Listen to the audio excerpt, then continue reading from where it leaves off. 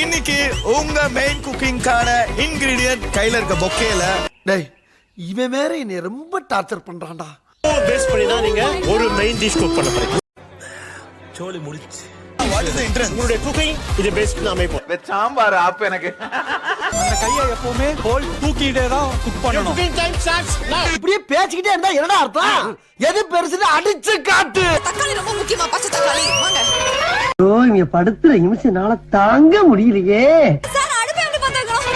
என்னங்க எனக்கு ஒண்ணுமே புரியல. சேமியாடா இத பூ கடிச்சிச்சு. பூ இல்லடா இல்லடா இல்லடா. மரியாதை போகுதா? மரியாதை போவா. என்ன யார் நினைச்சிட்டு இருக்கீங்க? ஓய் போச்சு. ஐயோ போச்சே. மரியாதை போகுதா? மரியாதை போவா. இதுக்கு பேர் ரொமான்டிக் பர்சன். முடியல முடியல